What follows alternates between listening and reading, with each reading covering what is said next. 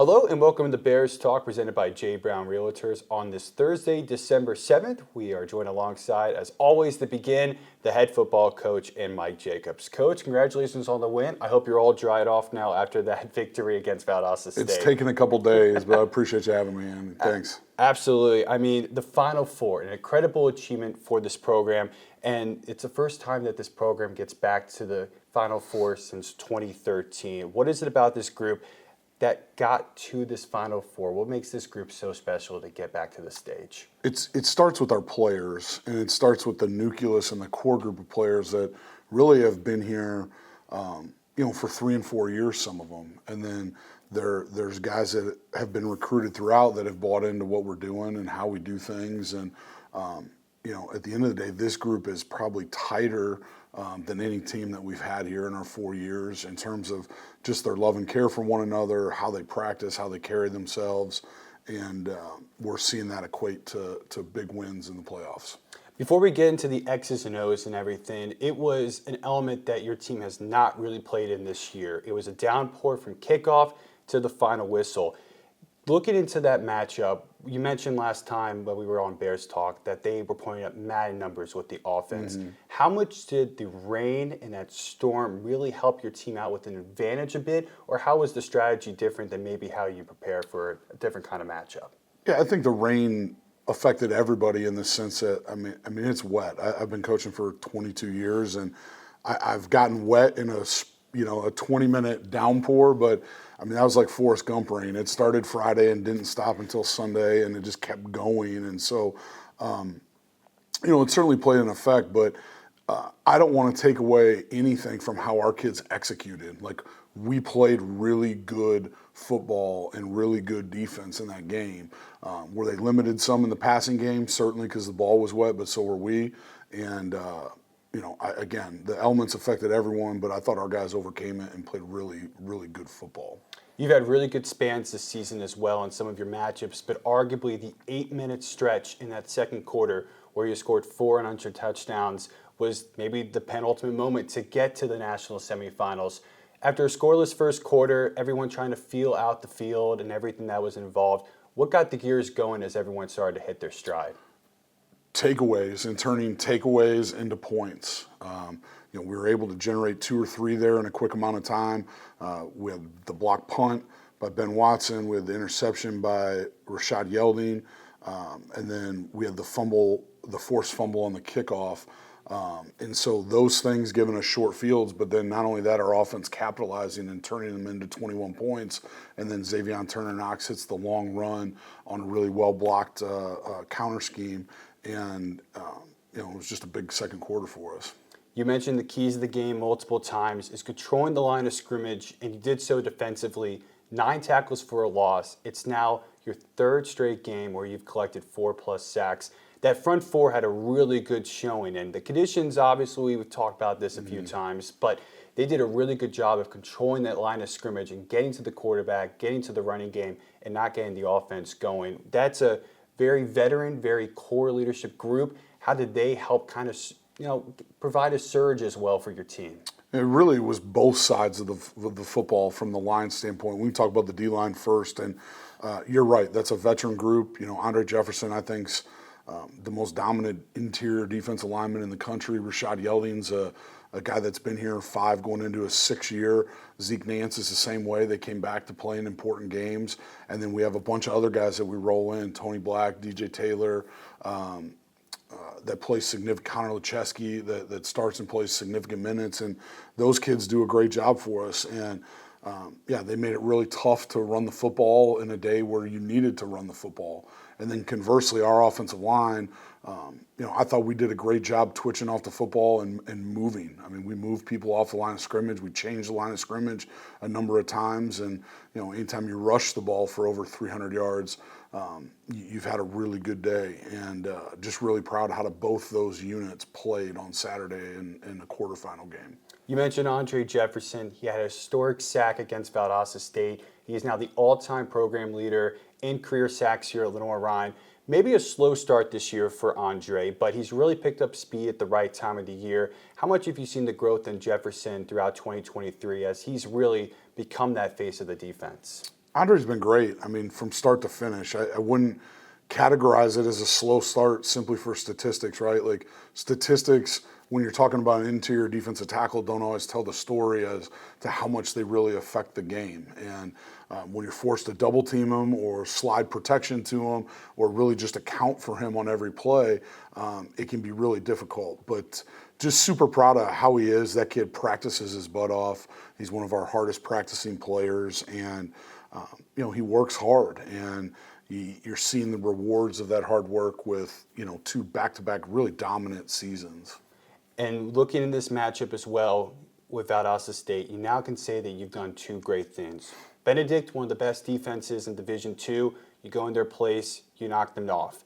Then you head down to Valdosta, Georgia, on the road as well, one of the top passing offenses, and you get the job done as well. Saying that you're starting to check some things off down the stretch as well. How's the overall feeling in the locker room right now, knowing that you have taken down some of the best teams in the nation and are in the national semifinals? We talked about it on Sunday. I think, speaking to the offense, you look at a game like Shepherd where we come out and we throw the ball for 450 yards and really win the game through the air. We come out against the number 1 defense in the second round of the playoffs, the number 1 statistical defense in the country, and we're really balanced run and pass, and we put up 550 plus yards. And then we go down and against a good Valdosta team, and we throw 15 passes on the whole day, and we run the ball for over 300 yards. So we've won in different ways. In each of those games, the defense has played really well, again, in giving us opportunities on short fields. Or, I think we had 11 3-and-outs on Saturday against, what I think is a really good offense and obviously a Harlan Hill candidate in their quarterback last week. So really proud of how we played. We've been getting it done different ways. And again, it really speaks to kind of the team element of what we got going on right now. So look ahead to Hardy now. The Final Four, the reseeding took place. You guys are awarded with the 3 seed. They get the 2 seed, but they come out of a very difficult region in Super Region 2. They took down Grand Valley State 7-6 in the national quarterfinals as of late. What is your initial thoughts on the Bisons as you prepare for your trip out to Arkansas? It goes without saying when you're in the semifinals that it's a really good football team, but I truly believe that, right? They obviously run the triple option offense. I believe they're the leading rushing team in the country at almost 400 yards a game or over 400 yards a game. And people talk about that, but I don't think people talk enough about their defense after watching tape. And they've gotten after 2 really good football teams in Central Missouri and Grand Valley State in on defense. And so this is a well-coached group. This is a group of guys that have bought into the program mentality. They don't have a ton of transfers, and I think it's going to lead to a really good football game on Saturday. I'm impressed with them on film. You mentioned the triple option as well. That's something that your team really has not faced much of this year. But talking about good defenses, you have one as well. How much of an adjustment, though, is it from a regular kind of style of offense to that triple option? Sure. I mean, it's significant, right? I mean, it presents some challenges, and especially in 1 week's time when there's not a lot of carryover. But we'll have it schemed up, and we'll be ready to play hard and play fast and just kind of see where it goes. Personally, it is your 3rd trip to the national semifinals, 2008 as an assistant, 2018 as a head coach.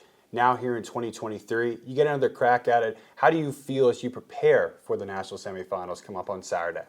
I feel confident. I think a big part of making it this far, aside from the fact of having good players and playing well, is making sure those players are available. So, the things I've learned over the years at the D2 level and been fortunate enough to be a part of some deeper playoff runs is, how to manage our guys' legs in terms of how we're practicing, when we're practicing, whether we're in helmets or shells or full pads. And I think that's allowed us to be a relatively healthy team going into week 15 of the season, plus 3 weeks of training camp. So, I mean, these kids have gone 18 weeks in a row without a bye week. And I just think that speaks to their mental toughness, their want to succeed and do well. And we're really excited for the opportunity to play in the semifinal game. I took a little peek at the weather. 60% chance of rain. Looks like you guys have a little advantage for that. And Yeah, everything. I'll dry out. I'll bring my raincoat. Absolutely. Saturday, December 9th at 12 p.m. You can catch Lenoir-Rhyne take on Harding on ESPN Plus, or you can listen for free on WHKY.com or on local radio. Coach, thank you so much for joining us, and congratulations on reaching the Final Four. Absolutely. Thanks, Andy. Hello and welcome back to Bears Talk, presented by J. Brown Realtor. We are now joined alongside by our next guest. It's linebacker John Ross Maye of the Lenoir-Rhyne football team. John, thank you so much for taking the time to join us today. First off, just talk about how excited and how enriching it's going to be this upcoming weekend to play in a national semifinal. It's something like no other. I've never been this deep in the playoffs in my whole entire football career, so it's definitely an exciting feeling, especially to go into the playoffs, this Final Four run with the guys that we have on this team. It's no feeling like it. You mentioned a playoff run. This is the deepest Lenoir-Rhyne football has gone in quite some time. But for you also and your team, 15th game on the schedule now, physically and mentally, it's getting a little bit more difficult. I know it's finals week this week as well. How is your preparation like coming into this deep of the season and staying just as fresh as you are week one? There's definitely no being as fresh as you are week one, but it's something where you just live in the training room, you make sure you're getting your sleep at night. Coach Jacobs has a saying, eat, sleep, and hydrate.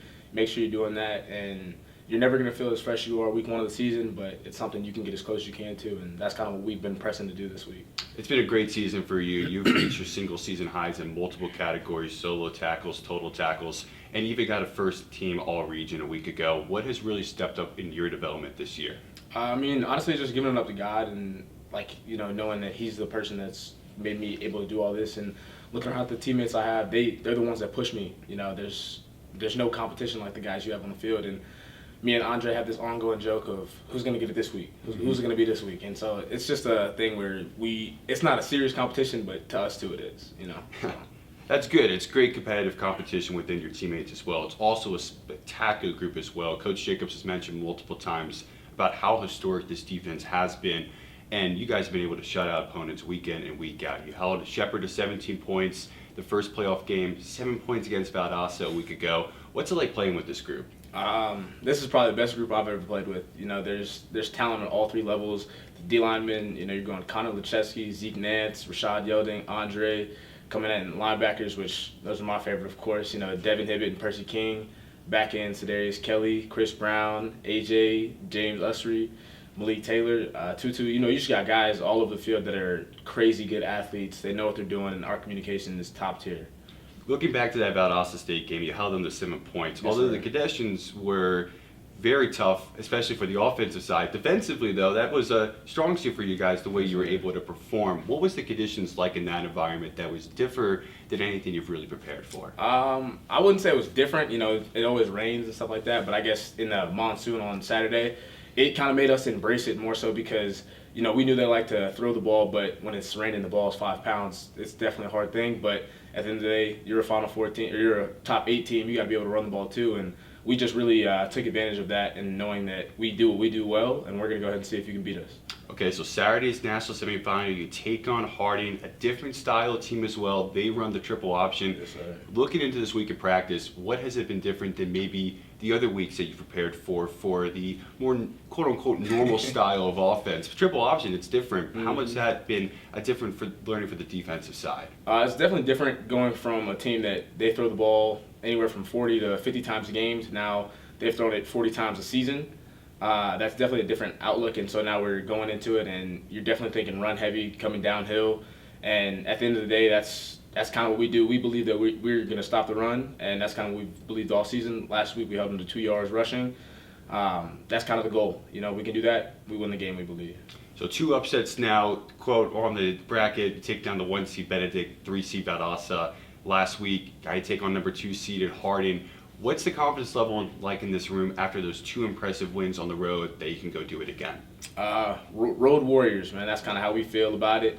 And, the confidence is through the roof. We believe that why not us? You know what I'm saying? We're one team. We're a brotherhood. And, we got respect for Harding and what they do, but we like us. It's LR against the world and everyone's opinion. And every team says that. Every person says that. But truthfully, that's how we feel about it. And one more. Why not? As excellent. John, thank you so much for joining us this week Thank for you Bears for Talk. having me. Hello and welcome back to Bears Talk presented by J. Brown Realtors. We are now joined alongside our final guest in today's show, head women's basketball coach Grahm Smith. Coach, thank you so much for taking the time to join us today. Of course, appreciate you having me on. Yeah, but it has been some time to get you on the show though. Just for the first month of the season, just talk about what has been, the synopsis of your season so far. 7 games in, 4-3 record. How's the team looking and how's practice and everything going? Yeah, I think, through 7 games, obviously 4-3 might not be where we want to be at this point in time. I think we let a couple slip away. Obviously, didn't take care of business in our first game.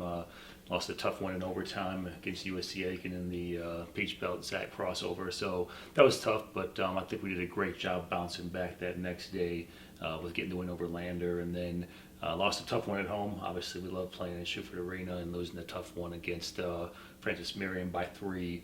We just didn't do a great job finishing. And then obviously this last weekend we lost against Catawba. So, difficult start, just kind of been inconsistent as far as, starting the right way or finishing the right way. So what we've learned is just we have to be able to come out strong, start the game the right way, and then also finish the game the right way as well. Once we can do that, we'll be in great shape.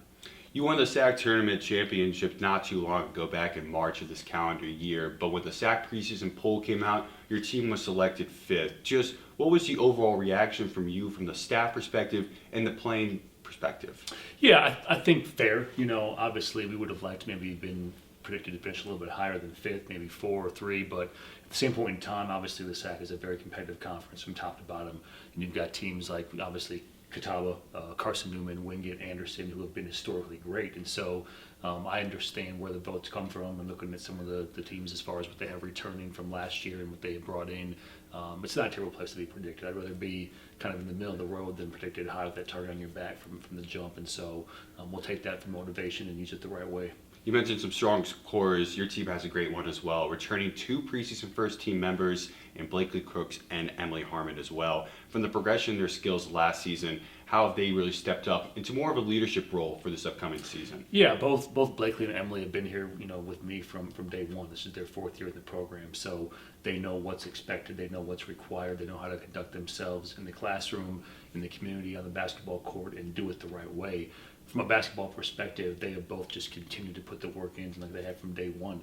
They bought into the individual development process as far as getting better as a player, working on their game, and improving each and every year. And you see that by just the matches that they've had and also the production on the court and every single aspect. And so couldn't be more proud to have them back for another year and looking forward to continuing to finish the season on a high note. You ran through your non-conference schedule. There were some great matchups. You talked about during the season how excited you were for this non-conference schedule, how it was going to test your team. And now that we've gone through a majority of the non-conference schedule, has there been a specific game or a particular moment where you saw in this beginning part of the season that your team played really well and played to their strengths? Yeah, kind of backtracking to our first game of the season, right? Mm-hmm. We had a tough loss, in overtime against USC Aiken, and then for our ladies to respond the way they did that next day in a quick turnaround. Our game finished up at 10:30 p.m.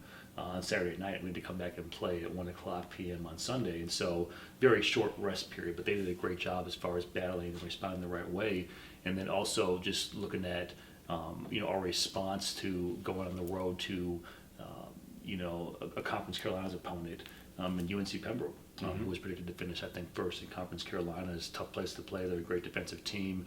Winning there in a late game on a Sunday, battled defensively, ended up getting a win there. Not playing our best ball, but ended up toughing it out and getting a win. So we have a resilient group of young women, and they know how to battle and fight. And when we are at our best, we're tough to beat. It was a tough conference opener. You mentioned you played against number 4 ranked Catawba, and that's not an easy task for any team to really start off conference play, but it's good to see in some perspective that you go have that challenging test to begin the season. What were your thoughts about that conference opener? Yeah, obviously a ton of respect for Catawba. They've got a great program. They were very successful last year, making a run to the Final Four, and so we knew what we were up against. I think it's a great opportunity to see where you stand from the jump, to open up your conference schedule with one of the top teams, not just in the conference or in the region, but also in the country. We did a great job going in there and fighting for basically 36 minutes. We approached it the right way. We were hungry. Our ladies battled. We just didn't finish. And I think that's the difference between an experienced team and we're not as experienced as they are. And so once we can figure out how to just be consistent throughout 4 quarters, and start games the right way and then finish games the right way, I think it's going to be scary for us. But learned a lot about us that game. Even though it didn't go our way, we were right there for 36 minutes. We just got to do a better job finishing. And when you look at this stretch coming up, it's finals week right now here at Lenoir-Rhyne, but then the student athletes get about a month plus off of time, which means they can go focus on basketball, making sure as they go into the conference stretch. I know you got 5 road games coming up as well. What's the unique strengths that are coming up into this winter break that your team can focus more on basketball and really building that schedule up when they have that little break from school? Yeah, the biggest thing, obviously, is taking care of finals this week. Finishing up strong in the classroom, which I'm confident our ladies will do. And then after that, just kind of taking a deep breath, decompressing, and just enjoying each other's time, being on campus, playing ball, eating food, and hanging out. Yeah. And just focusing on what we get to do, and the opportunity that we have to play basketball and do it at a high level. And so I think it's going to be a great stretch for us after finishing up with finals, I think, Thursday, tomorrow. And then get another day of prep before we play on Saturday. It's great to be back home playing in our, the comfort of our own arena. Obviously, Schubert's a great place to play, and so we're excited. Looking forward to hopefully getting on a little bit of a run. Think about the opportunity too. Not that we're looking over anyone, but some very winnable games on the schedule. Obviously, on the road, it's going to be tough. We've got one more home game and then a couple on the road, so that'll be a challenge, but just another time for us to grow together as a team and bond and continue to get better. Yeah, you mentioned the home game against Emory and Henry, a chance to bounce back in conference play. What are your keys to that game to really get back to 500 in the SAC standings? Yeah, playing at home is, once again, just something that we're comfortable doing. So we feed off the crowd, the home crowd, the energy, and just the comfort of our own gym, right? That's huge for us. We practice it every single day, and so being able to play in that environment is a major benefit and plus to our success. And so just being prepared. We know that Emory Henry is a well-coached team. They're playing tough right now. They've got a couple of different zone defenses that they're running, so being able to adjust on the fly to what they're going to throw at us, take care of the ball, move the ball, make the extra pass, and then knock down shots. And if we can do that and then defend at a high rate and finish with the rebound, we're going to be in great shape. That game will be 2 p.m. Emory and Henry against Lenoir-Rhyne. If you can come, of course, join us here in Schubert's Arena. But if you can't, the action will be on Flow Sports. Coach Smith, thank you so much for joining us this week. Awesome. Thanks for having me. I appreciate it. Absolutely.